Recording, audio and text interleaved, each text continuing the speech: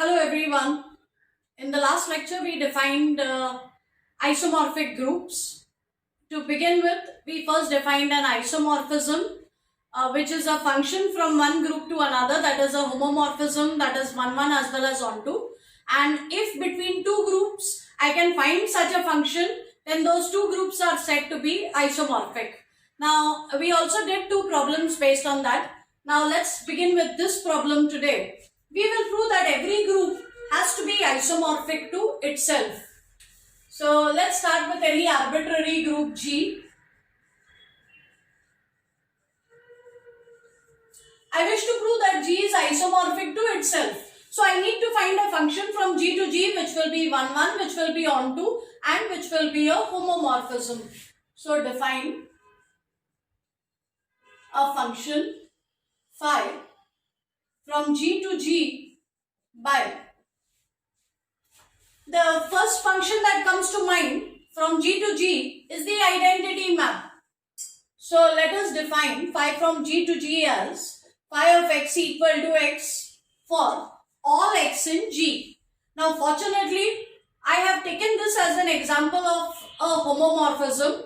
So I'm not going to prove again that it is a homomorphism. I will leave a link in the description box below, and if you can try it out on your own. If you get stuck, you can refer to that video. So let us assume that we have proved that this function is a homomorphism. Let us now prove that it is 1 1. So I claim that this function is 1 1. So let phi of x1 be equal to phi of x2. But now it is the identity map. Every element is mapped to itself. So phi of x1 will be x1 and phi of x2 will be x2. So straight away we get x1 equal to x2. Therefore this function is 1 1. Let us next prove that this function is onto.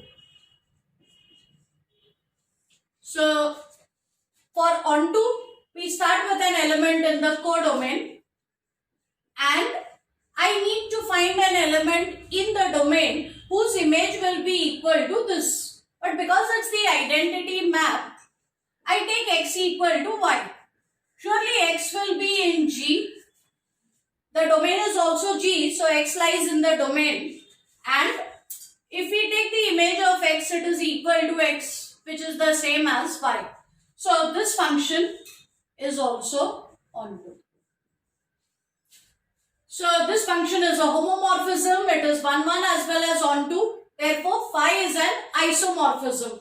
And because there is an isomorphism from G to G, we say that G is isomorphic to G.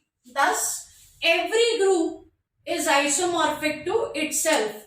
In fact, what I have proved over here is that isomorphism of groups is reflexive. It's a reflexive relation because every group is isomorphic to itself.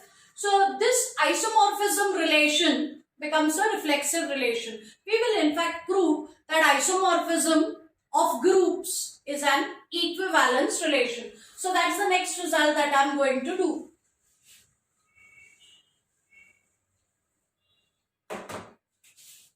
Prove that isomorphism of groups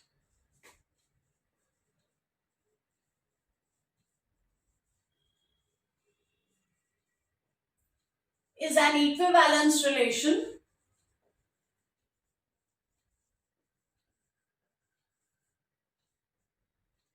So we would like to prove that isomorphism of groups is an equivalence relation on the collection of all groups.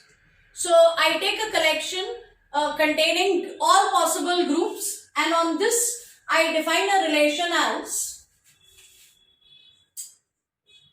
the relation defined as G1, a group G1 is related to G2 if and only if G1 is isomorphic to G2.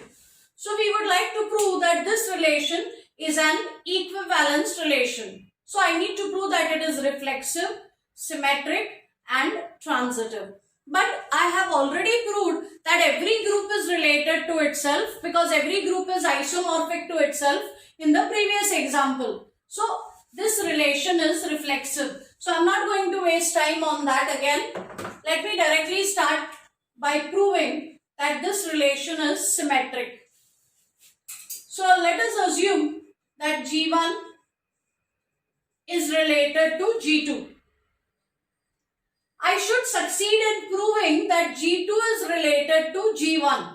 That is my ultimate goal in this property. If G1 is related to G2, then I wish to prove that G2 is also related to G1. But then what does it mean to say that G1 is related to G2? It means that G1 is isomorphic to G2.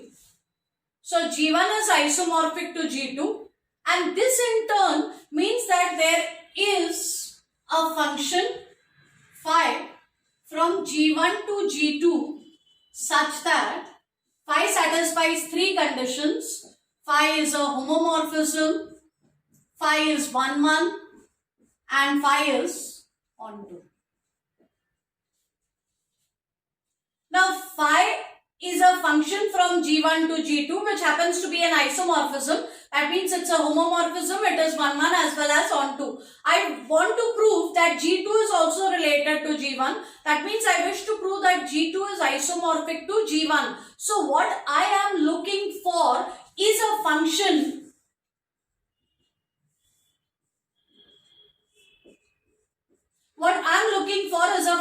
from G2 to G1 which will also satisfy all these conditions. It should be 1-1, it should be onto, and it should be a homomorphism. Now fortunately for me, this function phi is 1-1 as well as onto. And we have seen before that if this function is 1-1 as well as onto, the inverse function is defined.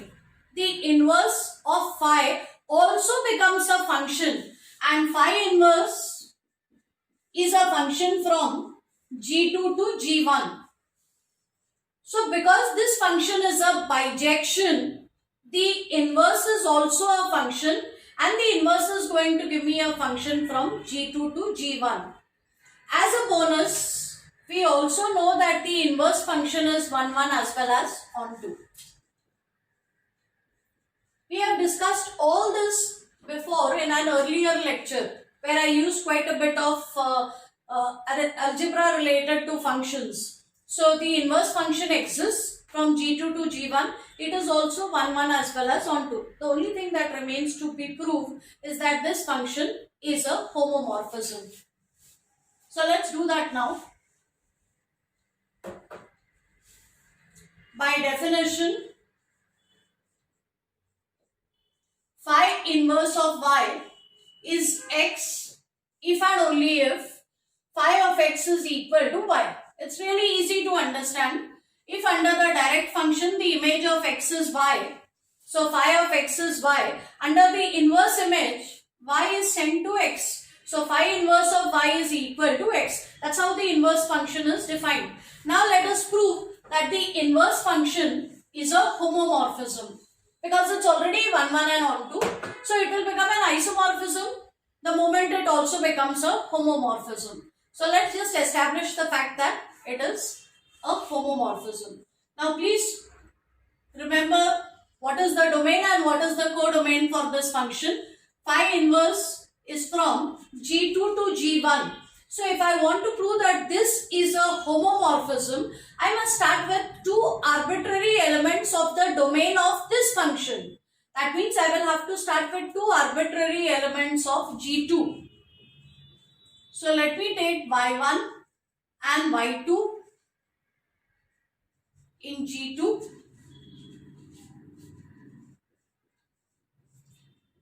Let phi inverse of y1 be x1 and phi inverse of y2 be equal to x2. But this by definition of the inverse function will mean y1 is phi of x1 and y2 is equal to phi of x2. So look at y1, y2. y1, y2 is phi of x1 into phi of x2. And phi is a homomorphism. So I can use the definition of a homomorphism and I can write it this way. This is phi of x1, x2. Image of the product is product of the images. So y1, y2 is phi of x1, x2, which means phi inverse of y1, y2 is equal to x1, x2. And let us substitute for x1 and x2. x1 is phi inverse of y1, x2 is phi inverse of y2. So this will be phi inverse of y1 into phi inverse of y2. So for this function phi inverse, image of the product becomes product of the images. Therefore, phi inverse is a homomorphism. And already I had mentioned that it is 1, 1 as well as onto. So phi inverse is an isomorphism. This function becomes an isomorphism. So we have found a function from G2 to G1 which is an isomorphism, and that means G2 is isomorphic to G1. In other words, G2 is related to G1. So in this, under this relation, whenever G1 is related to G2, G2 also is related to G1. Hence, this relation is symmetric.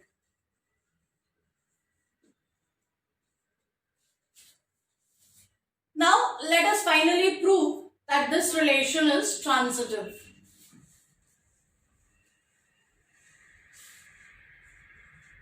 So, let us take three groups such that G1 is related to G2 and G2 is related to G3. If G1 is related to G2, here the relation is isomorphism. So G1 will be isomorphic to G2 and likewise G2 will be isomorphic to G3. So let's conclude from this. G1 isomorphic to G2 will mean there exists a function, say phi, from G1 to G2, which will be a homomorphism, which will be 1, 1 as well as onto. There should be an isomorphism from G1 to G2. Similarly, G2 is isomorphic to G2. So there will exist a function psi from G2 to G3 such that psi is a homomorphism. It is 1, 1 as well as onto.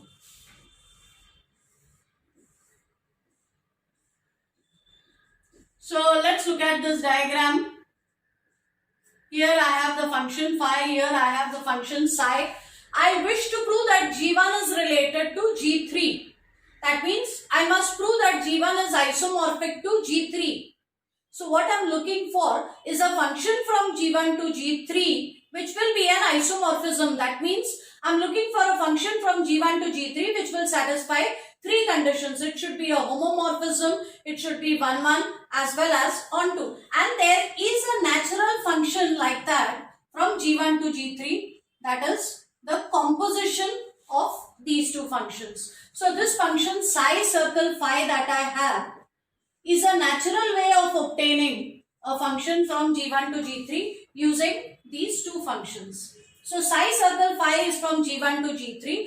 Again, from functions, I use the result that if two functions are 1, 1 and onto, their composition also becomes 1, 1 and onto. So I am not going to prove it. I am simply going to borrow this result. So this function is 1, 1 as well as onto. Again, the only thing that remains is to prove that this function is a homomorphism. But then I have proved this result in the last chapter. So once again, I'll leave a link to this specific video in the description box below. You may look at it again if you wish. So this function is 1, 1, it's onto and it's a homomorphism. So it is an isomorphism. And that means G1 is isomorphic to G3. Which means G1 is related to G3 and therefore R is transitive. So this relation of isomorphism of groups is 1, 1. Sorry, it is reflexive, it is symmetric as well as transitive. So it becomes an equivalence relation. That's all for now. See you all in the next lecture.